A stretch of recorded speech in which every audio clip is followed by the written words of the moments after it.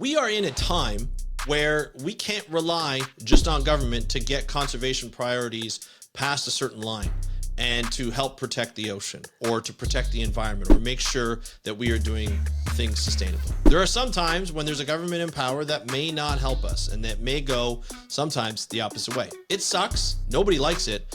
But there are times where we have to rely on businesses to do what they need to do, not only to make a profit, but make an impact. And that's today's topic. We are going to be talking to Marcus O'Donovan. He is the founder of CO2U, which provides carbon dioxide cylinders for your sparkling water. It's a fantastic model, and you're probably like, how is this sustainable, Andrew? Well, it's sustainable in that you are using your tap water. You're making your tap water more exciting. You're not buying sparkling water out of a plastic bottle. You are actually enjoying your water, and you get it on demand, and it's sustainable. And that's how it's sustainable. Does he go on and on about talking about how sustainable this product is? No, he just enjoys providing sparkling water on demand for people in and around the UK and parts of Europe. And I think it's just amazing. And I wanted you to get to know him and his business practice and all the other things that he's done over time that has prepared him for CO2U. So let's start the show. Hey everybody, welcome back to another exciting episode of the How to Protect the Ocean podcast. I'm your host, Andrew Lewin, and this is the podcast where you find out what's happening with the ocean, how you can speak up for the ocean, and what you can do to live for a better ocean by taking action. And today we're going to be talking about how to have a business that's sustainable and not necessarily build it based on that sustainability.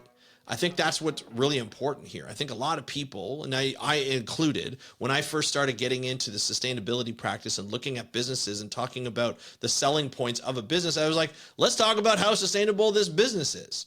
Well, it doesn't always have to be that way. And I think a lot of people, a lot of consumers are getting tired of hearing about sustainability and tired of hearing, hey, you know what? You should buy this because it's good for the planet. People want to buy things because it's good for them. They can use it, it's convenient, and they want to do that. And that's what Marcus O'Donovan has really done with CO2U. It's a very interesting business model with a product that you probably never would have thought of as counting as sustainable. I didn't really think so when I first started this interview. And then as I went through the interview, I'm like, oh, I see what it is. This is sparkling water on demand. Instead of going out to the store and buying it in a plastic bottle or buying it in a single-use plastic, you can actually get sparkling water on demand right from tap water. So you're not using extra water. You're not, supporting companies who are not sustainable, bringing plastic into the supply chain and it being single use and it's not getting recycling. You're having it at home. It's convenient to you and you get to excite your water a little bit and have a good time at home. I think this is something that becomes really important in terms of the messaging. And Marcus talks a lot about his entrepreneurial journey, which I think is really important. When we look at problem solving, which is basically business and entrepreneurs, they are problem solvers. We look at how can we create businesses that solve the problems that we're facing, like in the ocean or in the environment, and make things more sustainable. That's the problem that we have to solve. A lot of you in the audience want to solve the very same problem in different ways. And Marcus talks about what he went through that built them to be resilient and start a business that some of the people in his circle said, I don't think this is actually going to work. But he proved them wrong just by saying, hey, I actually think this is going to work. I don't know a lot about the industry, but I'm going to find out a lot about it. I took a year and a half and I'm going to create something. And now it's blossoming. And I think it's really important to go back to his history to talk about how he built the resilience to do that. He worked in the TV and film industry as a kid, as a teenager and a young man. And then he started his own business. COVID kind of kiboshed that. And now he's got a new business and it's absolutely amazing. So we're going to talk to him. And here's the interview with Marcus O'Donovan, the founder of CO2U, which you can find at co2u.com. Here's the interview and I will talk to you after. Hey, Marcus, welcome to the How to Protect the Ocean podcast. Are you ready to talk about CO2U? I'm very ready. I'm pumped, actually. Oh, I love it. I love it. I'm pumped. I'm pumped as well. This is going to be a lot of fun because today we're going to be talking to you about sort of your lifestyle in a second, like your life and how you become an entrepreneur from a TV career and a TV and film career and what that was like, why you made those decisions, and we're going to cover a lot of things about, sustainability in business, the challenges, the successes that you've seen, and the challenges that you faced. We're going to get into all of that stuff. It's going to be a lot of fun. Before we do, though, Marcus, why don't you just let people know who you are and what you do? So my name is Marcus O'Donovan. I am based in London in the UK, and I founded a business called CO2U. We'll get into it more, but what CO2U essentially does is it provides gas refills for home carbonators. So if you have, for example, a Soda Stream or an Arky or any kind of device that makes sparkling water at home, we send the gas to you. You use it. Once you're done, we send more and we collect the empty cylinders at the end. And there's a whole host of stuff we can talk about where that kind of fits in within this space. Yeah, absolutely. I think it's a really ingenious idea. This seems to be a market that has really exploded over the last, I would say, like 5 years. I've seen it here in Canada anyway. And so I'm really interested to seeing how you got into this, where, and what made you decide to go into this. We're going to get into all that. That's going to be a lot of fun. I have to ask, you weren't always this type of entrepreneur. You were a little bit of a different type of entrepreneur in terms of you were TV shows and film, kids TV shows as well. How did you get into that kind of career? Well, I think for me, I was always someone that wanted attention. Maybe that's slightly weaned as I've got a little bit older. But certainly when I was younger, I desperately Yeah. wanted. I wanted to be in a boy band. Actually, that was my kind Okay. of dream.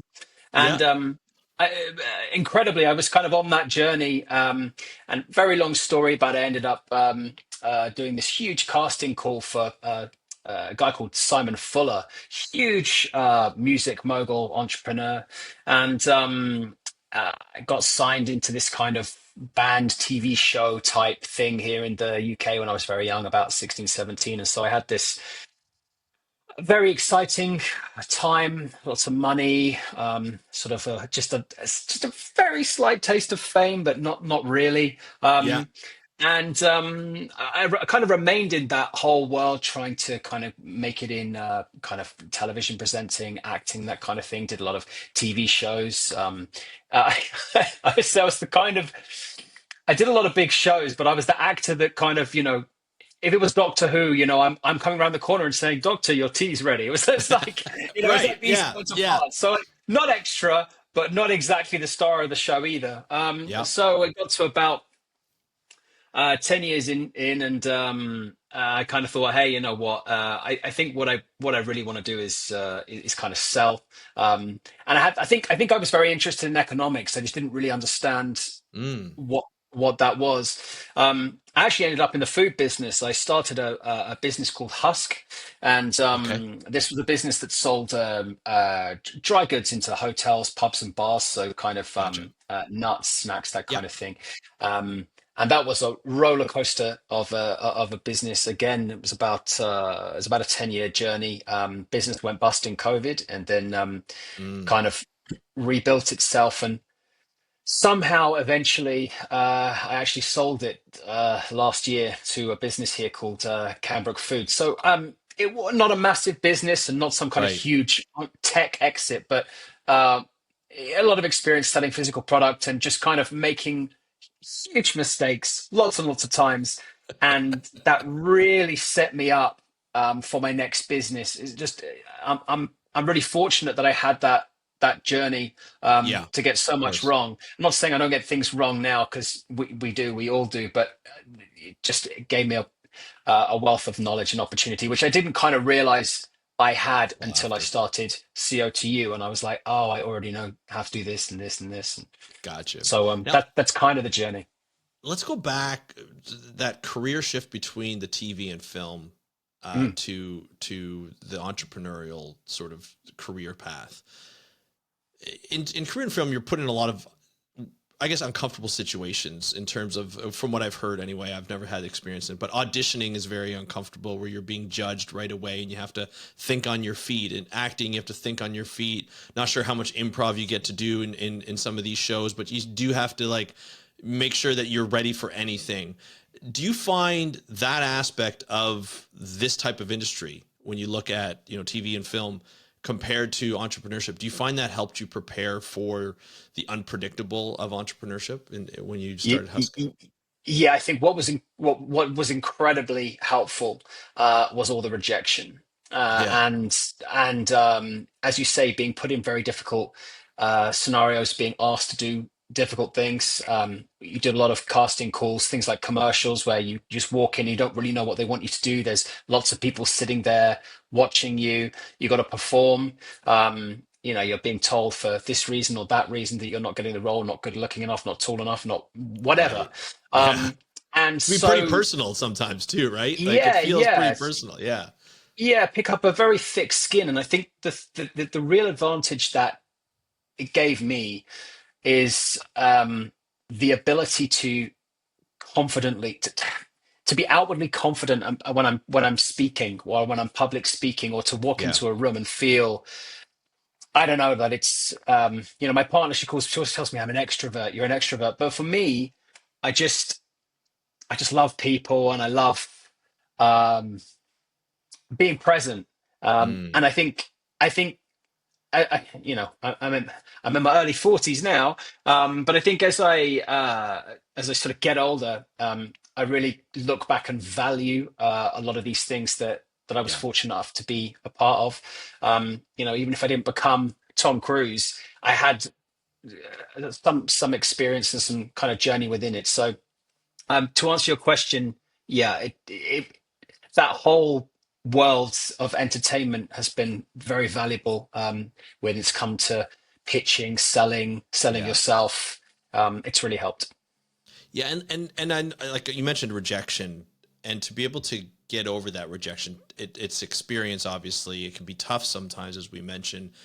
What helps you get over that rejection, whether it be in a sale or whether it be at an audition? What helped you get over that so that now in business, if something does happen, God forbid, you do get rejected or you don't get a particular sale or something doesn't work out, how do you get over that? Because it happens a lot in the marine conservation industry. We don't get a grant or something we want. Say a bill gets through, it doesn't get through. We deal with it, but we deal with it can be very personal to us, and so a lot of people have problems with mental health throughout their careers because of some of the things that, like the impact of the rejection could be a loss of a habitat or things like that. Yeah. How does that work? I mean, for you, sometimes a lot of times the stakes were hard. You lose a job for TV and film, or you lose a sale that's impacting on your business. How do you build up that strength to get over the rejection? Not easily. uh, Look, you're asking me these questions now in hindsight, having been Yeah, through everything that I've been through. I think at the time, I found these things extremely challenging. It doesn't right. surprise me that you mention people struggling with their mental health over these kinds of things. I get it. I think where I'm at now is that I don't approach things negatively. I'm very positive, very ambitious, but Right. I'm certainly a bit of a realist. I understand Mm-hmm. sometimes things can appear a little bit too good to be true. Probably Mm. means they might be a bit too good to be true, and we're pitching to these big buyers at these restaurant chains or supermarkets, whatever they are, and they're giving us all these signals. But until the money's in the bank, as they say, nothing's kind of guaranteed. So now I find all this stuff a lot easier, and I've learned as well that I think when I was an actor, being honest, I was desperate. I was very, very Mm-hmm. desperate. It was very, very hard. There was a Yes. lot of competition. We were all desperate, and there was a desperate sense when you walked into the casting rooms and you sat outside, and everybody, you could smell it in the air. And desperation is not attractive. Nobody No. wants to be around or be pitched to by somebody that's desperately trying to sell them their product. So when Mm. it comes to selling something now, I just pull it right back. And it's Yeah. kind of like, look, I've got this great thing, and it is a great thing, and we'll talk about CO2 and what it's doing and the growth and everything else. But it's like, if you want it, great. If you don't, no problem. And yeah, Yeah. That's lost my train of basically what thought it with it, comes. but No, but I mean, I think you're right. We're around the same age, and I think you're right. I think when you're young, it really hits hard, and you take it almost personally, and you don't know how you're going to get over it. As you grow older, you come like cautious. You see the signs ahead, and you kind of like, okay, hold on, I gotta tread lightly here, and I know what to expect, what not to expect. The signs are all there, and you tend to get over a little bit more. Your emotions aren't as in it a little bit. Mind you, it could be a little bit different in terms of TV and film, because they're going after, like you mentioned, looks and personality, and it's like you don't like. Sometimes it's a little more personal, but still, Oh, it's it's still it's yeah, listen, there's a big difference between selling yourself and selling a yeah, product. Even if it's a product right, that you've created and you've designed, you can still pick it up and move it out the way, but you can't do the yes, same with yourself. So true, if you aren't what they want, you are what they yeah, want, and there's nothing you can do, you know? yeah, no, Very, very 100%, personal. It's yeah. a tough business, and I still have many, many, many friends, still in that business, plugging away, and oh, yeah, some tough It's conversations with some of them sometimes. unbelievable. Yeah, I can imagine. I can only imagine. But speaking of tough, you mentioned Husk at closed down or really got affected during COVID, which was tough for a lot of entrepreneurs. A lot of people out there, either lost their jobs or lost their businesses, or their businesses were severely impacted. Another, non uncontrollable sort of challenge that hits you.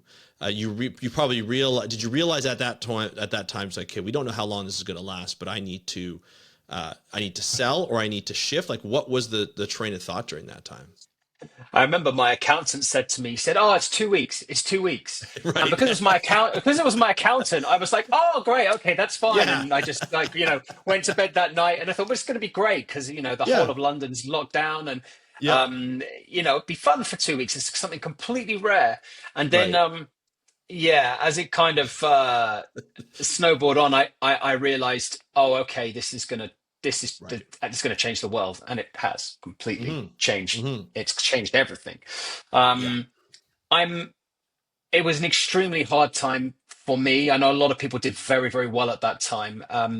We did not. Yeah. But what it did do for me was it kind of forced my hand to start something new. And I'd had this idea for CO2. Kind of, I didn't really have the idea, but I thought about it briefly once. But Mm-hmm. it was kind of floating around, and I realized, you know, I just had. We just had a baby with my partner, so she Congratulations. and I Yeah. were kind of like, what are you gonna do, or what am I gonna Yeah. do? Um, and So it devastated the business I had at the time, but actually, eventually, in came some of these government grants and things, and I ended up being able to launch CO2 kind of around that time using some of my own money, but also a bit of the money that I got there. Right. And so a blessing and a curse. Yeah. You know, it all ended up okay. Well, yeah, and which we're going to get into in just a second. 'Cause I can't wait to talk about this, because I'm not familiar with this industry at all, and I think it's a really interesting one, especially from the sustainability aspect. But it seems like you've always had that entrepreneurial spirit in you, even like as a TV and film artist. You still you're advocating for yourself. You're a little on your own. You have a team and stuff, and then you get into Husk, and now you're in CO2U. What made you, like, during those times, some of the hard times, not go get a job and decide to start another company? It's a good question. I've always had sort of a huge fear of. I mean, I was naughty at school. I don't like being told what to do. So the idea that I would have to go and be a good boy Yeah. and do what I was told, I just think I always that was never going to be for me, and it's been incredibly hard. I am not one of Hmm. these entrepreneurs that hit big in their early 20s and made Right. his millions and has since kind of built. That is not my journey Right. whatsoever. And for anybody listening who is young and and does want to become an entrepreneur, I'm so passionate about it. I think it when it works out for you, it will change your life in ways that I don't Mm. believe any job could ever um, change your life. But make no mistakes about it, it's really hard. You see all this stuff on social media, whatever, these guys flashing the cash, whatever. If that even does exist, it's a tiny, tiny, tiny Yeah, fraction of people that are successful. And that's why you hear about it. You don't hear about the 99.8% of the people that are really struggling, me being, having always been in that right. bracket. Yeah, and Um, I think that's the problem too. Is we get distracted by the people who are doing this. Sometimes not even not even succeeding, but they're kind of flashing this money when they probably shouldn't sure. be, Yeah. right? And Mm. but we have to.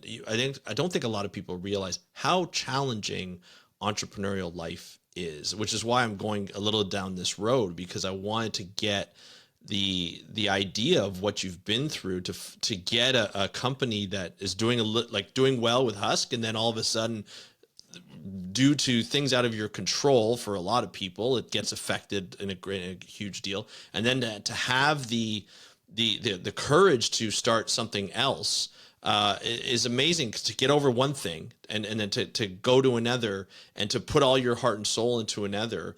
Uh, it's risky. It is. And although sometimes a job is comfortable, which many of us have, and there's nothing wrong with it, entrepreneurism is that challenge. But like you said, when you get to it and you start to see that success, it's almost success in multiple ways, not just the purpose of your business, the bottom line, like the profit, but also your own, like the fact that you succeeded in something, the independence, the decision making that you get to do and not controlled. I've worked in both aspects, and I think there's a big difference in that. And I can completely get where you're coming from when you finally get that taste of success, even if it's not Yeah. huge success at the time, right? And it's not by any means to knock regular employment. For sure. If it wasn't for regular employment, I wouldn't have been able to have done what I've done. My partner works in corporate in Yeah. finance, and for a lot of this journey, she's been the breadwinner. She's Yeah. supported me and she's believed in me and believed in the process. And Yeah. had I not had her and had that, it might not have been possible. Right. So I'm by no means kind of belittling or suggesting, like you say, that like there's anything wrong with having a quote Right. unquote normal job. I'm just saying, for me, um, never gonna happen. Never gonna happen, baby. Never gonna happen. Yeah, it definitely goes Yeah, by yeah. personality a lot, right? And I think that's wonderful. Let's get into CO2U. This is a really interesting concept. It's a great business model. Can you give us a description of what the business is, and then we'll get to like the bit of the origin story of how it started. Yeah, sure. Very, very simply, I think I said at the start of the podcast, Hmm. if you're making sparkling water in your home, which a lot of people are now, and we'll talk about Hmm. why, because a lot of it is to do with sustainability, of course, Hmm. then you're going to need CO2. And here in the UK, there's one major supplier of this product called SodaStream, owned by PepsiCo. Same And here too. I Yep. was a big fan of that business. And my partner bought me a SodaStream and I was using it. And I loved it, and it kind of the thing that was kind of eye opening for me about the whole thing about making sparkling water in your home was that I drink a lot of sparkling water, so I used to carry. We're in central London. I used to carry these big 2 liter bottles, like six of them, back from the supermarket, Oh my gosh. and I'd open them up, and once you open them, of course, they start going flat. You sort of drink a lot. They take Yep. up a lot of room, and Yep. suddenly here I am with this kind of sparkling water on tap situation. So, look, how the business started, because you're going to ask me that question. I will tell Yeah. you. Yeah. Yeah. Was I SodaStream had an offer where you could get the gas delivered to your house, but incredibly, when you finished using it, you had to box it back up and you had to take it down and carry it down to like a click and collect Yep. location to get back to them and get your money refunded, this, that, and the other. And I thought there must be a way in which this could all be done on your doorstep. And so Hmm. that's what I set about building with CO2U. And I'm so glad that I did it, but I have to say it wasn't straightforward. There was a very, very good reason why that wasn't possible, and it was simply that the courier companies won't collect empty cylinders or used cylinders from people because they believe in some way that they might be dangerous. So there was a good year and a half where I thought the thing isn't going to work, and I'm never going to be able to convince these career companies um, to work with me on this. But man, it was crazy journey. Just it started with me buying some cylinders, and I sold on Amazon before, and I looked, I thought, well, if I buy 1,000 cylinders and I put them on Amazon and see if they sell, and gone like Just like that? very quickly. I sold these cylinders. I thought, Wow. okay, if I can sell 1,000 and sell them quick, this something in this. This has Yeah. got to be It's a good this has got to pilot. be a thing. Yeah. Yeah. So I did two things. I'll tell you about some of the disasters, and then we can talk about some of the success. But I decided, I thought, hey, look, I'm going to need my own machine. I think like almost out of vanity more than anything else. So I had some stupid names for the company, for the idea. One of them was Fizzy Banter, terrible name. And my friend's in marketing, and I met up with him one evening, and he said, "Oh, what are you up to?" I explained. I said, "I'm going to call it Fizzy Banter." He said he texted me that evening. He said, "Look, I cannot, in good faith, allow you to start a new business and call it this. Um, Meet me tomorrow, and I'll give you your name, and I'll give you your logo free of charge." Lovely guy called Ardy. Anyway, I Yeah. went to me in the next day. He said, "Listen, this is your business. It's called CO2U," and I was like, "Of course it is, because it's exactly what this is all about. CO2U, yeah, makes Yep. total sense." And the whole thing was born.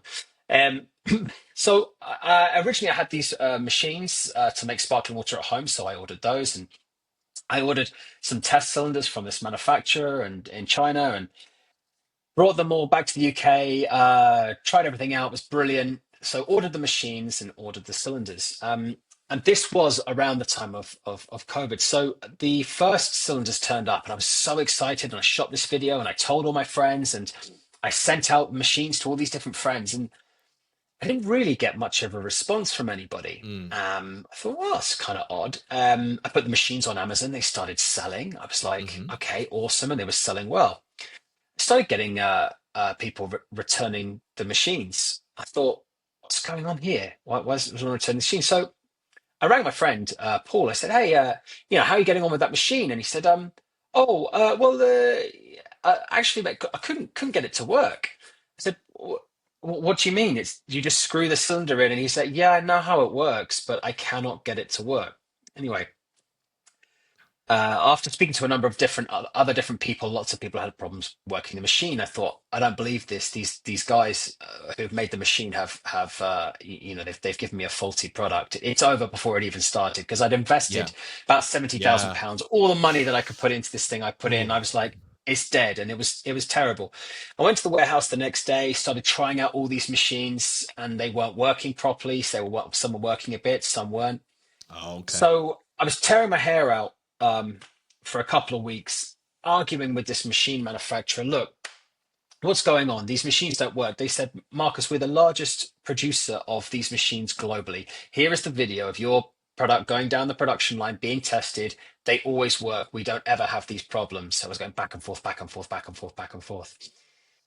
And in the end, uh, after having been assured by my cylinder supplier that they'd given me the exact same cylinder that we'd used during testing, turns out that because it was COVID, they'd sourced an identical part for the cylinder, the valve, that's exactly the same. There's nothing different about it. But actually, when we measured it, it was about a third of a millimeter out in its design or whatever, and it had affected the machines. And the worst part about it was I had 7,000 cylinders on the water coming from this same manufacturer. And I thought, well, that's it.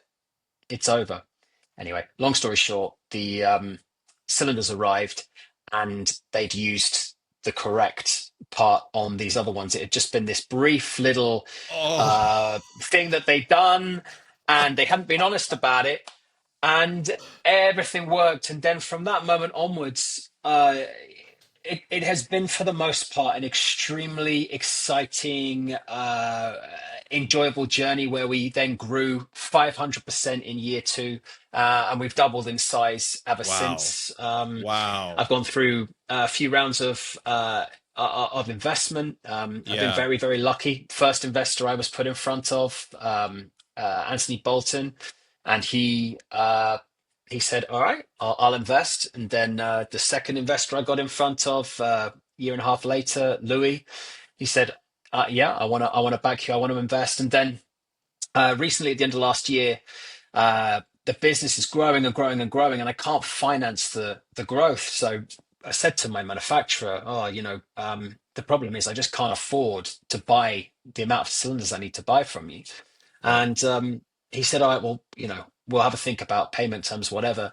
Anyway, they came back the next day, and within about a week and a half, I'd sold a small amount of the company to uh, a Victory, which is one of the largest gas cylinder suppliers globally, firefighting equipment suppliers. And Wow. so, yeah, that's where we're at today. And So it yeah, continues. It continues to build. Like like it's not. It wasn't a fact of people weren't buying. It was the fact that you just couldn't produce enough ahead of time to satisfy the demand. So you just needed that little extra of investment to scale up. Is that what I'm understanding? yeah, 100%. Yeah. And the frustrating thing is that the shipping time is very difficult, as you might well know. If you're bringing in product from the other side of the world, there's been Yeah. a lot of problems with the shipping routes. Right. Um, Yeah. at Especially the over moment, COVID and yeah, yeah, it was terrible then. And then the Suez Canal is currently shut that's because of true. the war. Everything's Yeah. going down the coast of Africa, and then you got the pirates. So it's Yeah. been it can be quite challenging. So just keeping up with it's been very, very exciting to be in a business where it's about keeping up with demand. I've never been in that situation before. In my previous Right. business, begging people to buy my product. Now Right. it's more, look, this thing is growing and it's growing quick. Can you supply? And, we've got 7 or 8 quite substantial corporate contracts with big, well-known companies that we're now working with and selling to. And yeah, That's awesome. quite worked up because I'm just like, Well, yeah, as you should be. That's amazing. yeah, That's amazing. yeah. Now, Uh, now, obviously, this is a show about how to protect the environment, how to protect the ocean.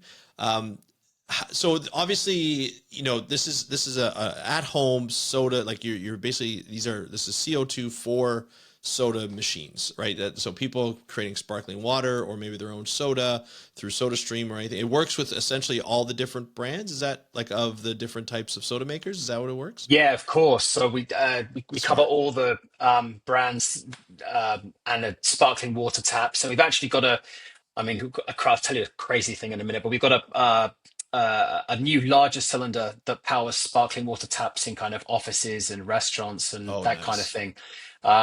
The sustainability thing is crazy. We must talk about it because it is not something that it wasn't my reason, Mm-hmm. Mm-hmm. or my why for getting into this, but it's just a massive. You see, I see a lot of these businesses. I think there's a huge amount of talk about, being green, but there's a lot of greenwashing, or that I 100%. see a lot of companies trying to kind of say that they're doing something good, and you're like, well, I personally don't see that, or I question Right. a lot of that. But I just knew as a byproduct of what we're doing that it was incredibly good for the planet because our enemy, if we have to have one, is traveled water. So any water that is being moved from A to B that doesn't need to go from A to B, because in the Western world, well, pretty much all over the world now, we have a tap, right? So we have water Mm-hmm. right there.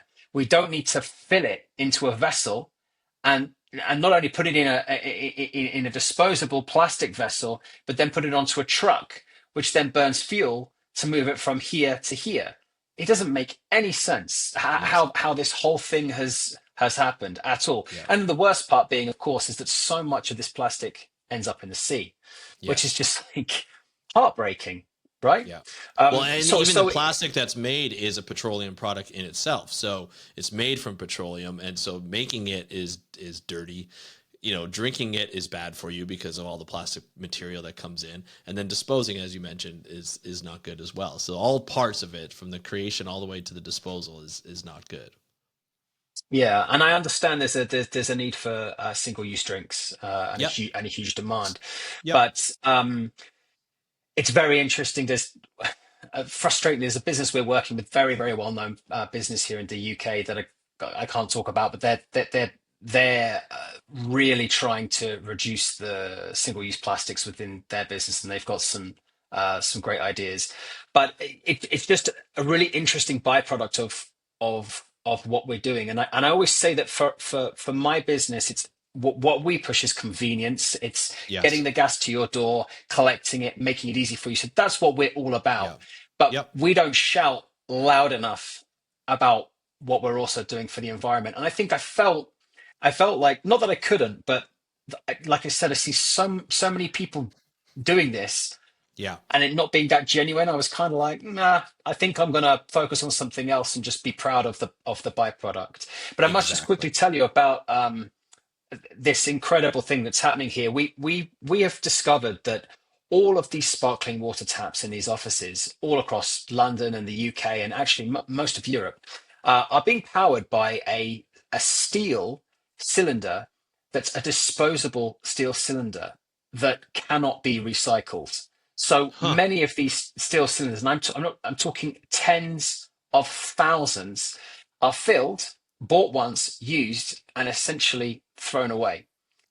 And that completely blew my mind. So we have created an aluminium refillable cylinder, and we're now bringing that to market this year. We've got it here, and we've just started selling it, and we're working with lots of brands. It's compatible with brands here like Zip Tap, Billy Taps, Aqualibra, this kind of thing.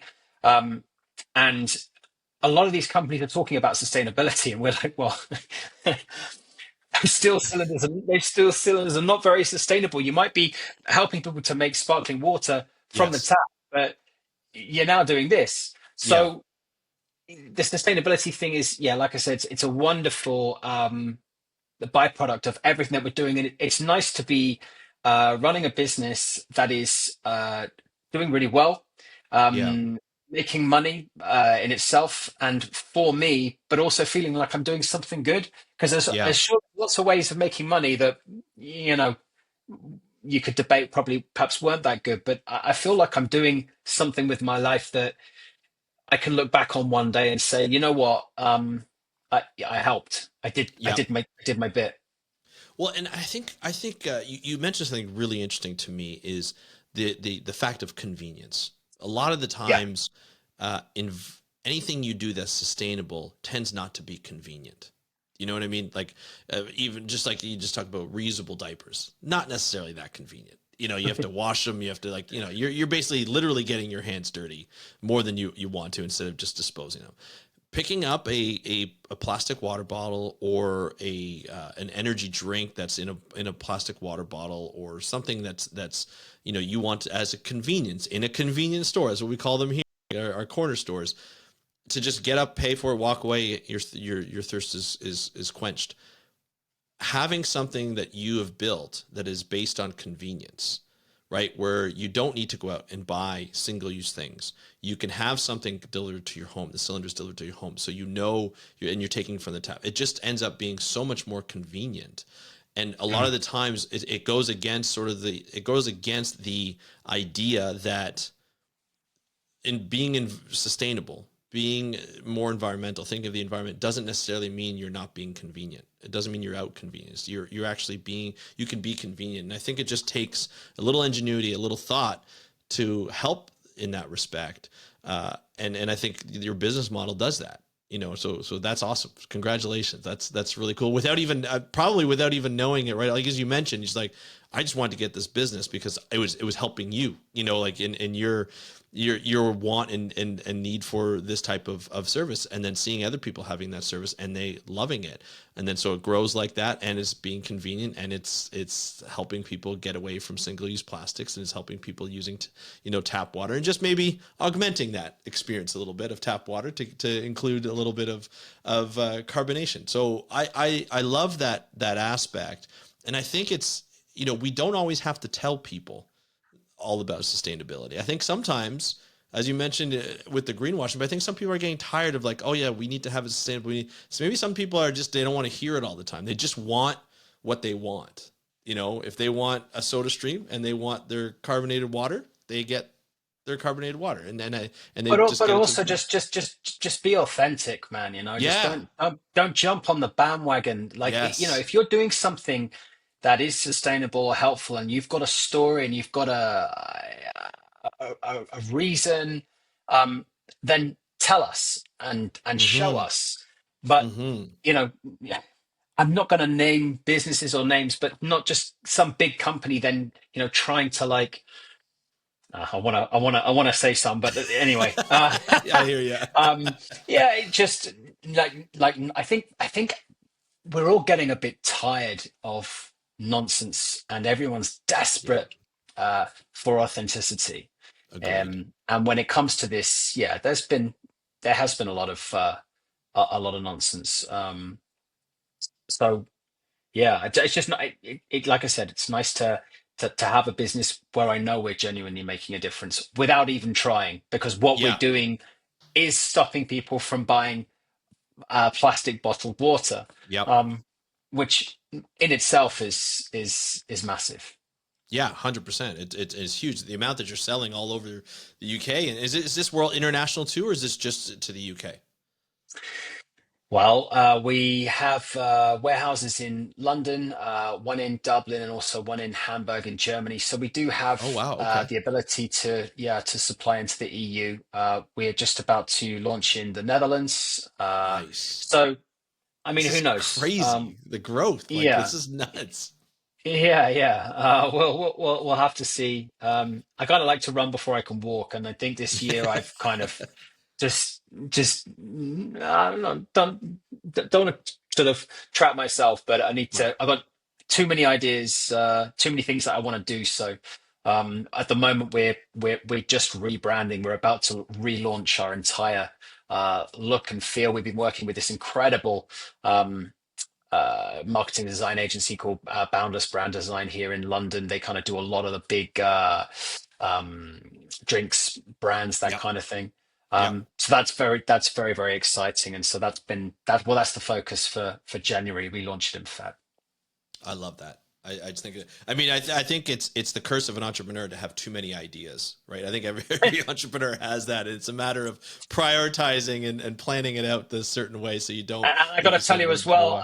99.9% of my ideas are terrible, absolutely Right. terrible. I'm not going to embarrass myself and tell you of some of the crazy, terrible business ideas that I have had that I genuinely thought were great at the time, and now I look back and I'm Right. like, What was I what was I thinking? thinking? Um, but we talked at the beginning about resilience and confidence. So it's Yeah. for me, it's about having the uh, not just the drive, but the confidence to have an idea and back yourself and go for it. Because you get a lot of people that will tell you it's not going to work, or you Yes. know, you don't really know what you're doing. I had quite a few people questioning this idea, and they were like, "Gas? What do you know about gas?" And I'm like, "Well, I'll find it out." I mean, we Yeah. have built in the UK. We have, so far as I know, the only uh, major refilling plant that we have built here in Chelmsford in the UK. We can fill 7 million soda cylinders in a year, and I built, quote unquote, this thing myself.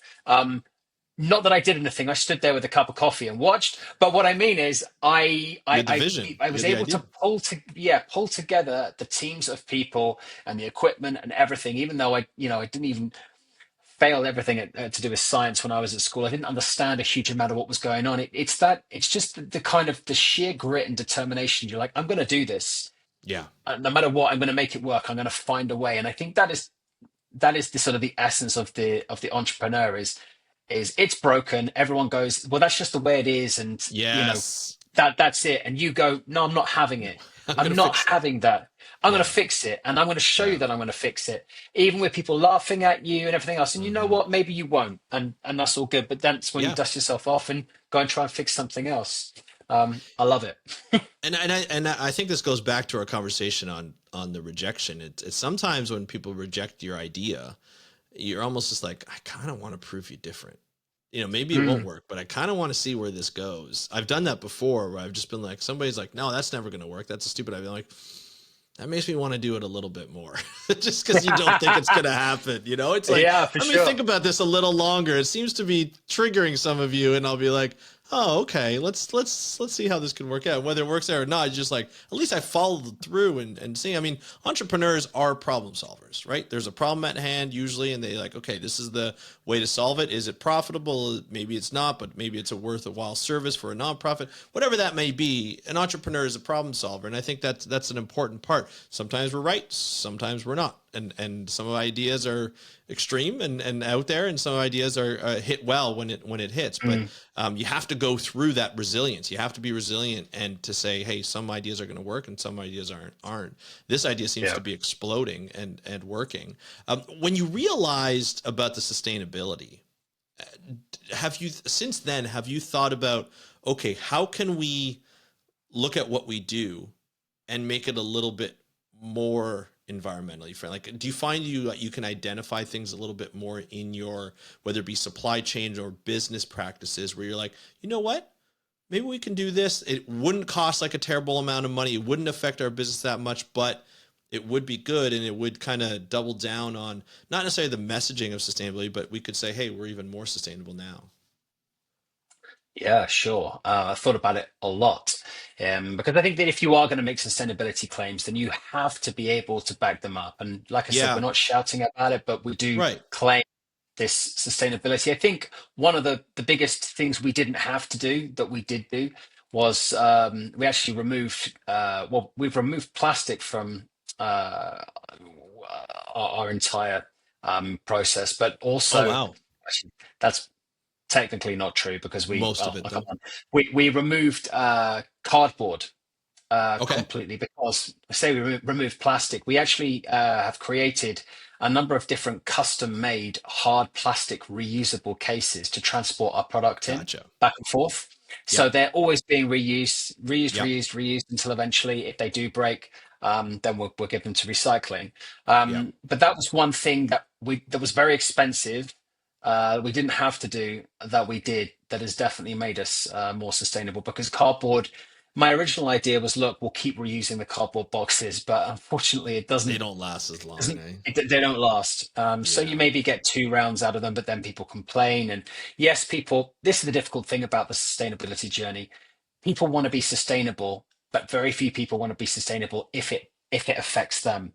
They're like, no, no, Yeah. you should, like, when that thing. When you spill that thing over there, you should, mop it up and not use a paper towel or whatever. And then it happens to them, and they grab the paper towels, and it's just so.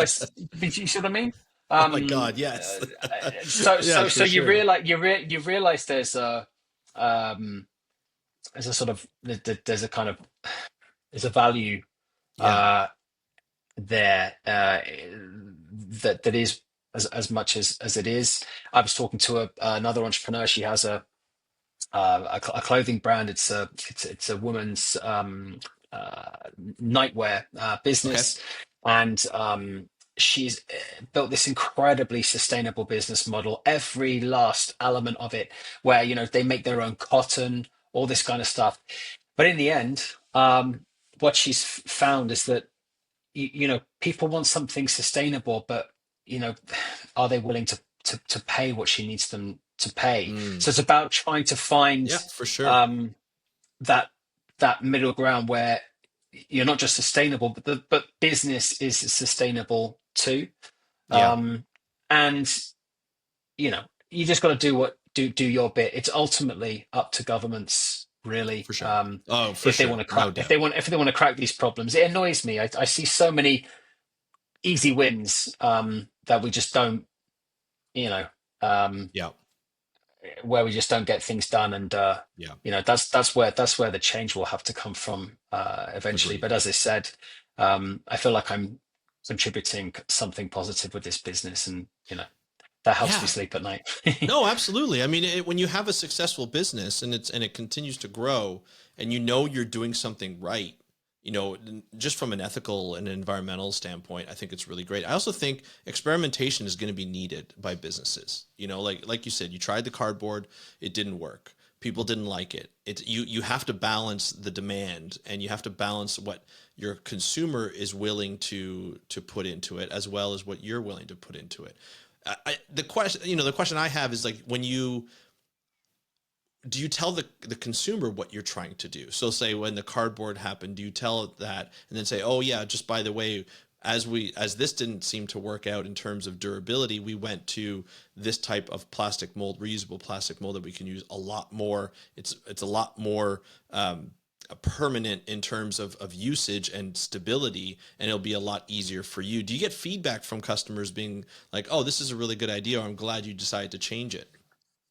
Well, yeah, we did. This is what's difficult in business is communication and messaging. You got a very small window to get any piece of information about your company, your brand across to your audience. So you got to choose, and you got to choose smart, because having 10 different things that you want them to know, they're not, you know, Yeah. our website, if you look at Microsoft Clarity, which is a software that allows you to watch people as they come onto your website and see where their cursor goes. You've got maybe 15 to 25 seconds they're going to be on your website, and then they're gone. If that, yeah. So you've got a very small window to do Yeah. these things. So yes, we did do a little bit of consumer testing, and we got very, very positive feedback when we introduced these hard cases. But it was kind of common sense, and Hmm. I've never really enjoyed that whole like creating lots and lots of packaging continually, cardboard. We did a lot of it in food, a lot of plastic.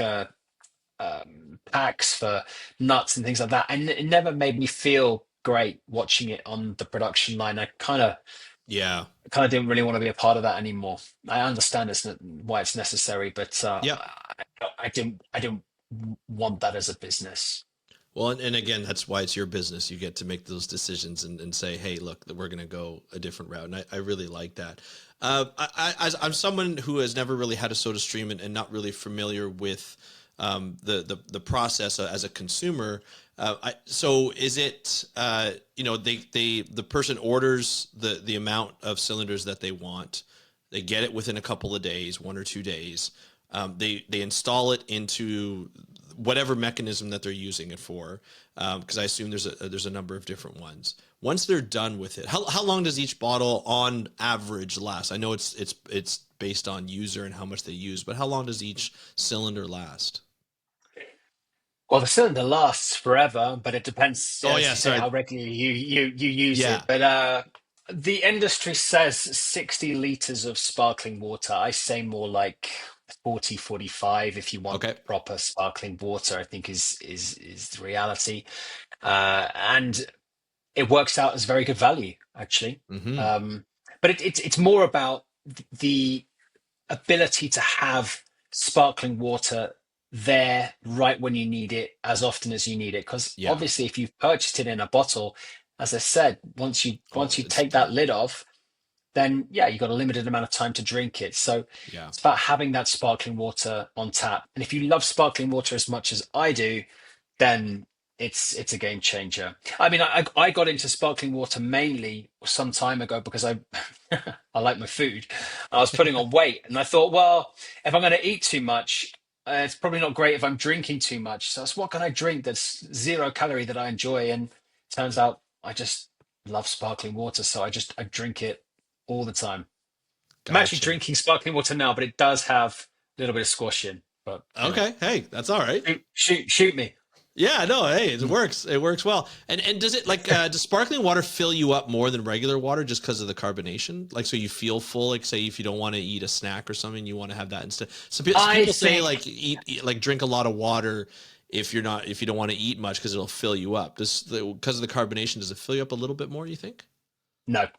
No. I Okay. don't think Interesting. so. I'd love to Okay. say that I'd love to say that it does. I think that would be disingenuous. No, I'm not sure that's true. Right. But I think, look, what's great is things like getting children to drink water. Like at the moment, my daughter's 5, and you know how this is. That it's pretty easy when they're younger, but as Yeah. as kids get older, they get more fussy and they want Yeah. something with flavor in it.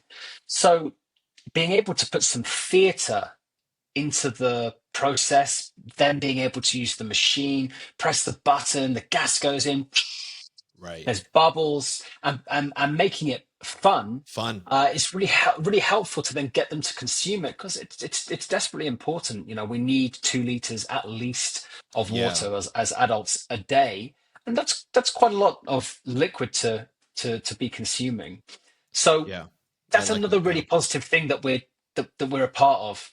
And I've got some ideas here in the UK where I'd really like to try and encourage schools to get these machines, and allow Mm, kids who can bring in their bottled water to be able to gas it up when they get into school, that kind of thing.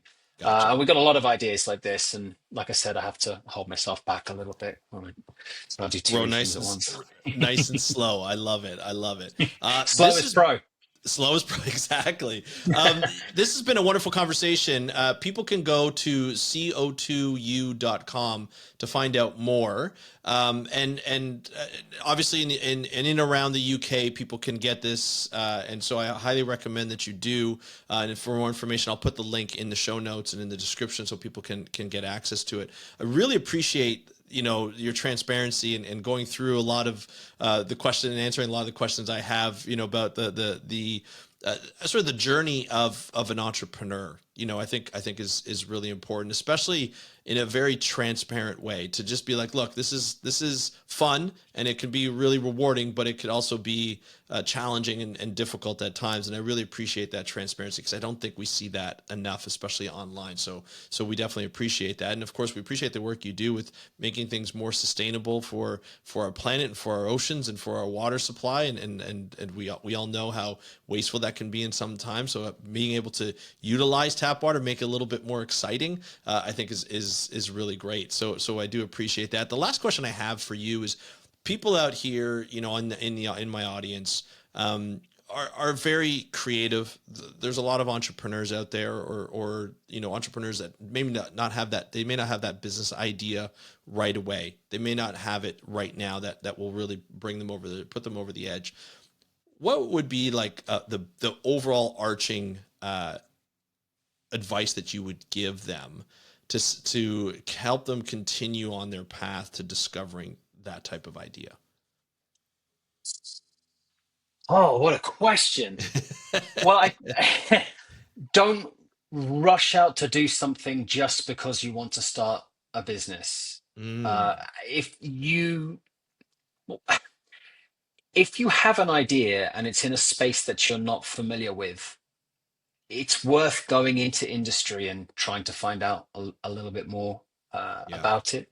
yeah, But look, if you're anything like me or many of the other entrepreneurs out there, and you're hungry and ambitious and you just want to do this, nothing I can say to you is going to stop you going out and doing your crazy idea, for hopefully sure. fantastic idea. But if it's anything like me, probably crazy, and getting it on with it anyway. So, um, look, uh, I guess if I can give any kind of advice, just remember it's all about the journey, and nothing truly great is truly great if there isn't some difficulty getting there. Right. It's never Yeah. satisfying just Yeah. to be handed everything onto a plate. You gotta earn it. And if you talk to a lot of people, particularly these big entrepreneurs who've made tons and tons of money, they always say, they're like, "Ah, man, the best bit was the journey. That was the best bit." So remember that, particularly when it's Yeah. hard, because Yeah. 9 times out of 10, it gets really tricky. But just believe in yourself. I love it. Thank you so much, Marcus. We really appreciate you coming on the show. I know it's late in the UK for you, so I do appreciate your Just be in bed. time here. Yeah.